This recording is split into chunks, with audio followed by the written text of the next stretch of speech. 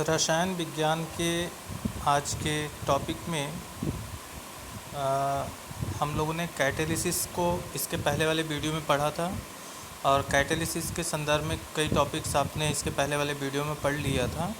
आज के वीडियो में हम लोग ये जानेंगे कैटेलिसिस के शेष टॉपिक्स, जिसमें आपको कैटेलिसिस के सिद्धांत को बताया जाएगा और उत्प्रेरण की क्या क्रिया विधि होती है उसके बारे में, एंजाइम कैटेलिसिस क्या होता है, उसका मैकेनिज्म क्या है, इसके बारे में आपको इस टॉपिक में बताया जाएगा।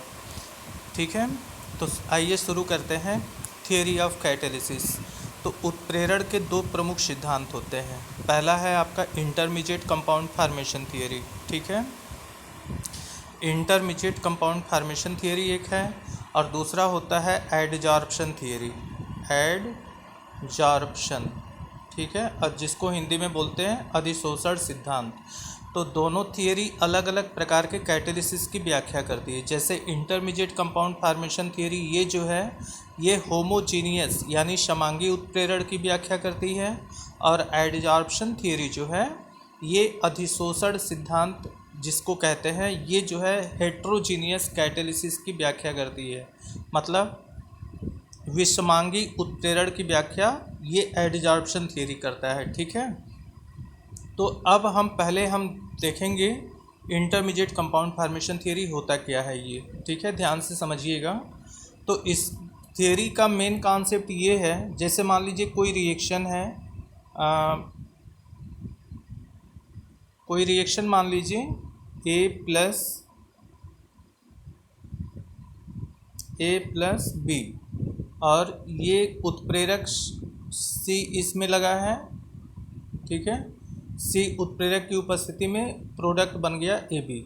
अब ये जो रिएक्शन है इसमें ए और बी दोनों रिएक्टेंट हैं, अभिकारक हैं, और सी क्या है, कैटलिस्ट है। अच्छा, खास बात ये है इसकी कि ये रिएक्टेंट सेम फेज में है, कैटलिस्ट भी सेम फेज में है। मतलब रिएक्टेंट और कैटलिस्ट जब एक समान प्रावस्था में होते हैं तो ये घटना होमोजीनियस कैटेलिसिस की कहलाती है। तो ये एक सामान्य अभिक्रिया है।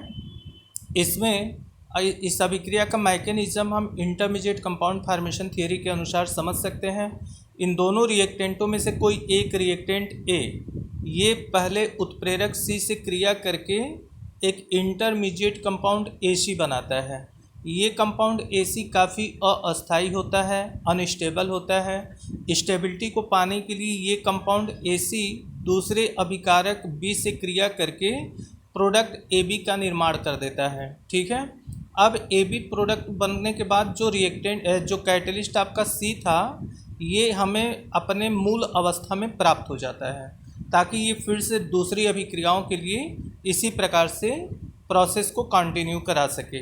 तो ये होमोजीनियस कैटेलिसिस में अब प्रोसेस में यही था कि अभिकारकों में से कोई एक अभिकारक पहले उत्प्रेरक से मिलकर के इंटरमीडिएट कंपाउंड बनाता है और फिर वो बना हुआ इंटरमीडिएट कंपाउंड दूसरे रिएक्टेंट से क्रिया करके स्टेबल प्रोडक्ट बना देता है। उदाहरण में इसका समझ सकते हैं आप, जैसे लेड चैम्बर प्रोसेस में सल्फ्यूरिक एसिड का जो निर्माण था उसमें आपका सल्फ़र डाइऑक्साइड ये ऑक्सीजन से क्रिया करके बनाता है सल्फ़र ट्राईऑक्साइड 2SO3। इस अभिक्रिया में जो कैटलिस्ट है वो नाइट्रिक ऑक्साइड उत्प्रेरक है। ये भी गैसेस फॉर्म में होता है, ये भी गैसेस फॉर्म में, और ये उत्प्रेरक भी गैसेस फॉर्म में। ये तो एक स्टेप में कंप्लीट रिएक्शन दिखा दिया गया। इसका मैकेनिज्म अगर आप समझें माध्यमिक यौगिक सिद्धांत के अनुसार, तो इन दोनों अभिकारकों में से कोई एक अभिकारक, हम ऑक्सीजन को ले लेते हैं नाइट्रिक ऑक्साइड से, पहले ये एक कैटलिस्ट नाइट्रिक ऑक्साइड से ऑक्सीजन क्रिया करके ये बना लेता है नाइट्रोजन डाइऑक्साइड। ठीक है, N2NO2। ये जो इंटरमीडिएट कंपाउंड बना ये काफ़ी अनस्टेबल होता है। स्टेबिलिटी को पाने के लिए ये दूसरे रिएक्टेंट से क्रिया कर लेता है। सल्फ़र डाइऑक्साइड दूसरा रिएक्टेंट है, तो NO2 प्लस SO2। अब इसमें जब रिएक्शन होगा तो इसमें जो एक्सेस ऑक्सीजन है वो निकलकर सल्फ़र डाइऑक्साइड में जुड़ जाता है और ये आपका बन जाता है सल्फ़र ट्राईऑक्साइड। ठीक है, और सल्फ़र ट्राईऑक्साइड और ये फिर उसके बाद नाइट्रिक ऑक्साइड जो कैटलिस्ट है आपका अलग हो जाता है। तो ये रहा आपका इंटरमीडिएट कंपाउंड फार्मेशन थियरी। इसमें आप देख भी सकते हैं ये रिएक्शन दिखाया गया है इसमें, ठीक है। इस रिएक्शन के द्वारा रिएक्शन एक ही स्टेप में कंप्लीट हुआ। इसमें सल्फर डाइऑक्साइड और ऑक्सीजन ये दोनों गैसेस अवस्था में है। नाइट्रिक ऑक्साइड उत्प्रेरक है आपका गैसेस फॉर्म में। तो ये सल्फर ट्राइऑक्साइड के निर्माण की ये जो अभिक्रिया है ये आपका होमोजीनियस कैटालिसिस को एक्सप्लेन करती है, ठीक है। अब इसके बाद आता है आपका दूसरा अधिशोषण सिद्धांत, ठीक है। देखिए इसका मैकेनिज्म इसमें दिया हुआ है, ठीक है। ये आप देख सकते हो इसका मैकेनिज्म ये है जो है, ठीक ना।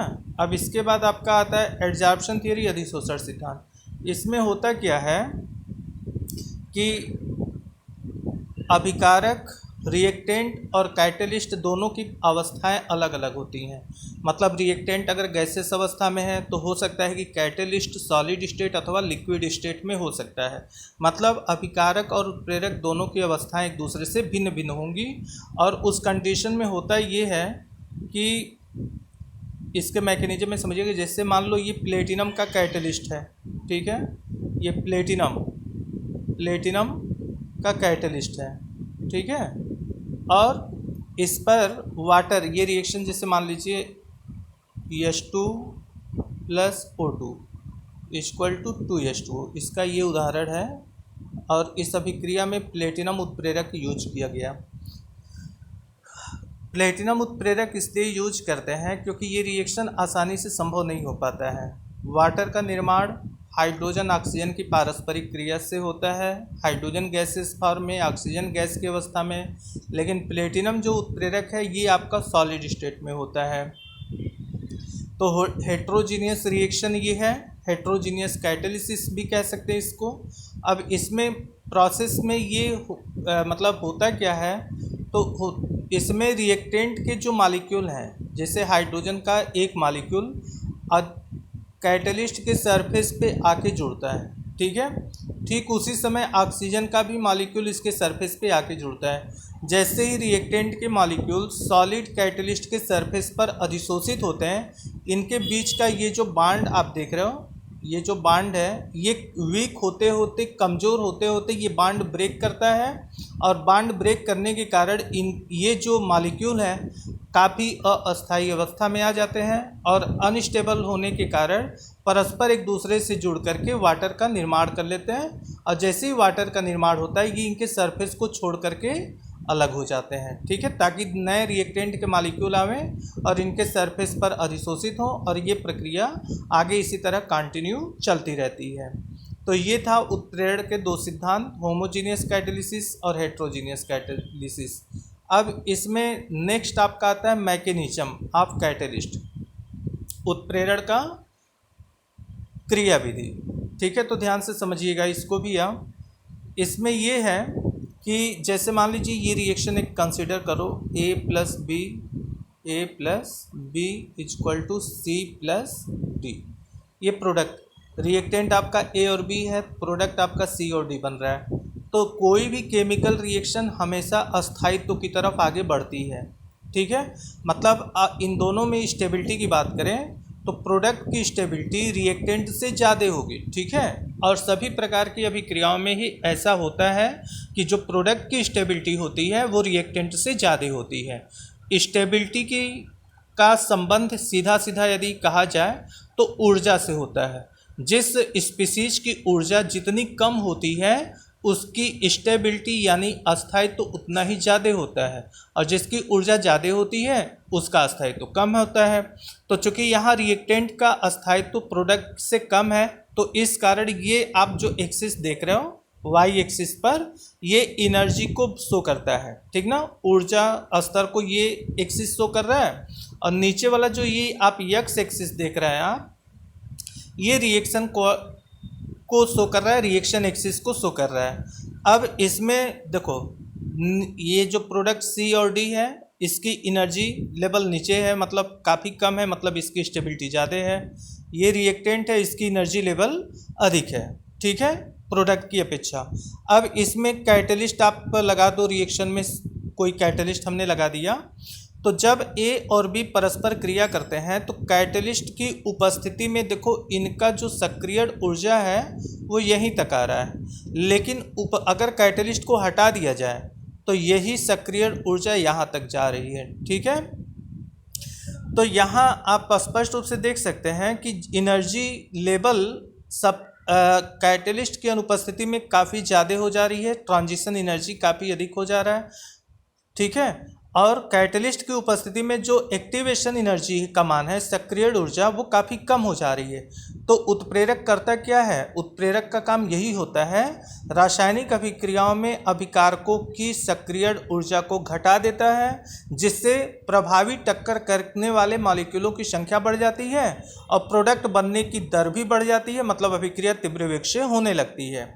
तो यहाँ पे अभिकारकों के साथ जब उत्प्रेरक को लगाते हैं तो एक्टिवेशन एनर्जी का मान कम हो जा रहा है, लेकिन अगर उत्प्रेरक की अनुपस्थिति करा दे तो वही एक्टिवेशन एनर्जी काफ़ी अधिक हो जा रही है, और ज़्यादा एक्टिवेशन एनर्जी रखने वाले मॉलिक्यूल की संख्या चूँकि कम होने के कारण अभिक्रिया उत्प्रेरक की अनुपस्थिति में धीमे धीमे चलती है। ठीक है, तो ये रहा आपका कैटलिस्ट का मैकेनिज्म। इसके बाद आपका आता है, आप देख सकते हो, एंजाइम कैटालिसिस। एंजाइम कैटालिसिस का मतलब ये हुआ कि एंजाइम कैटालिसिस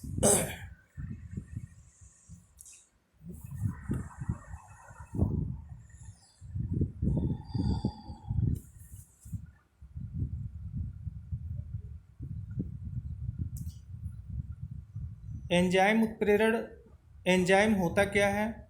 तो एंजाइम ये उच्च अणुभार वाले नाइट्रोजन युक्त जटिल कार्बनिक यौगिक होते हैं जो जैव रासायनिक अभिक्रियाओं में भाग लेकर अभिक्रिया के वेग को परिवर्तित कर देते हैं। ठीक है, मतलब ये एंजाइम जो होते हैं वो उच्च अणुभार वाले नाइट्रोजन युक्त कार्बनिक यौगिक होते हैं, और ये बायोकेमिकल रिएक्शन जैसे सुक्रोज का ये आप देखिए सुक्रोज जो है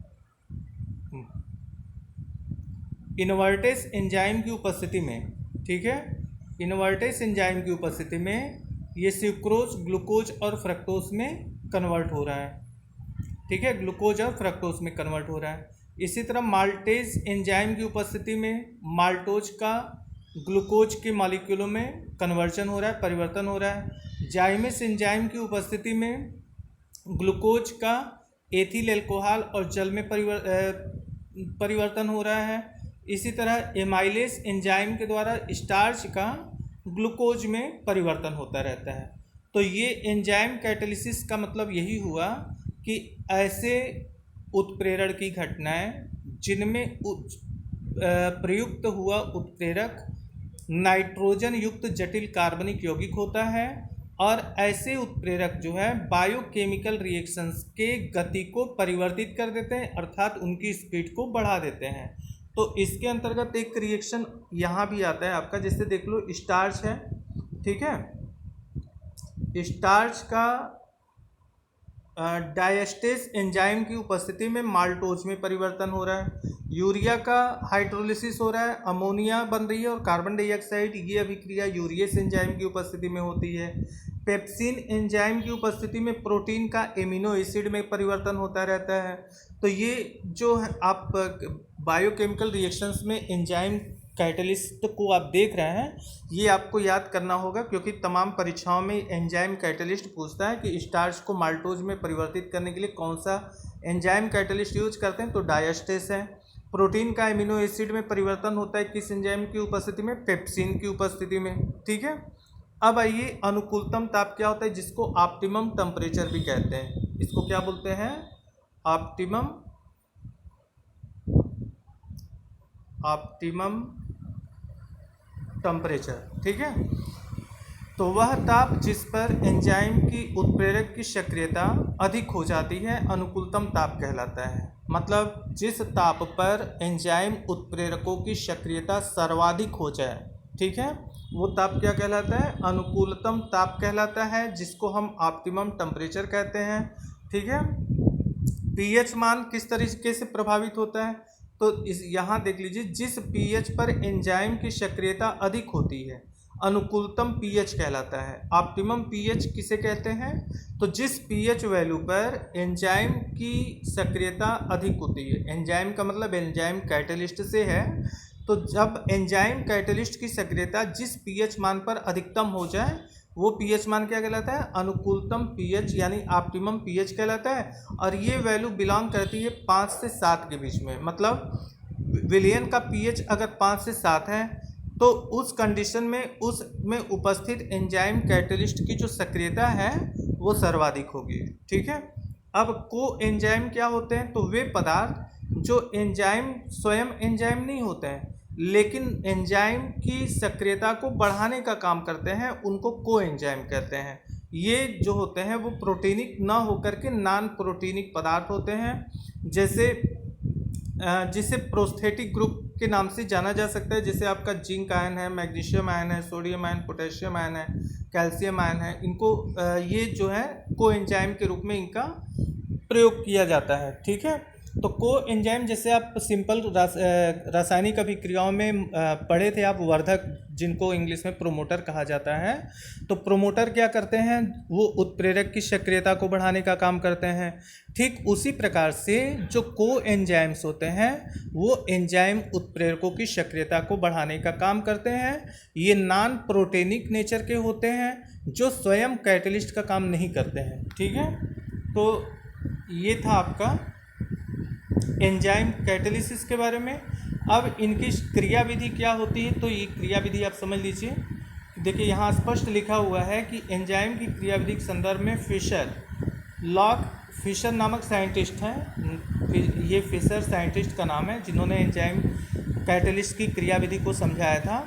इन्होंने लॉक एंड की हाइपोथेसिस के माध्यम से एंजाइम उत्प्रेरकों की क्रियाविधि प्रस्तुत किया था। इसके अंतर्गत लिखा है कि एंजाइम के पृष्ठ पर कुछ विशेष आकार के मुक्त संयोजकताएं होती हैं, फ्री वैलेंसी, जिनको एक्टिव सेंटर के नाम से भी आप जानते हैं। ठीक है। मतलब एक्टिव सेंटर। ठीक है। एक्टिव सेंटर का मतलब ये हुआ सक्रिय केंद्र, जिसको मुक्त संयोजकता के भी नाम से जाना जाता है। ठीक है। तो एंजाइम के सरफेस पर कुछ विशेष आकृतियों की मुक्त संयोजकताएं बनी होती हैं। ठीक है।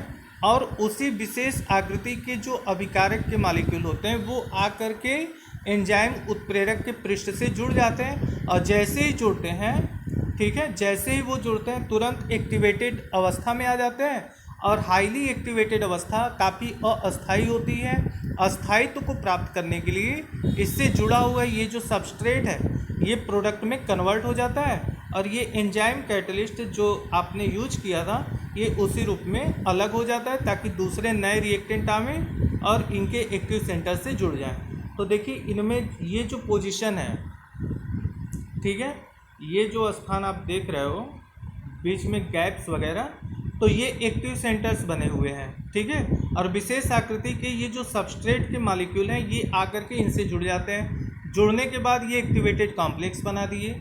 अब एक्टिवेटेड कॉम्प्लेक्स काफ़ी अनस्टेबल होता है, ये अनस्टेबल, अस्थाई, और स्टेबिलिटी को पाने के लिए इससे जुड़ा हुआ ये जो सबस्ट्रेट मॉलिक्यूल है ये अलग अलग प्रोडक्ट में अपघटित हो जाता है। और इस जैसे प्रोडक्ट का निर्माण होता है ये इसके पृष्ठ को छोड़ करके हट जाते हैं ताकि दूसरे रिएक्टेंट मॉलिक्यूल आवें और इनके पृष्ठ से जुड़ करके इसी प्रोसेस को रिपीट एंड रिपीट करते रहें।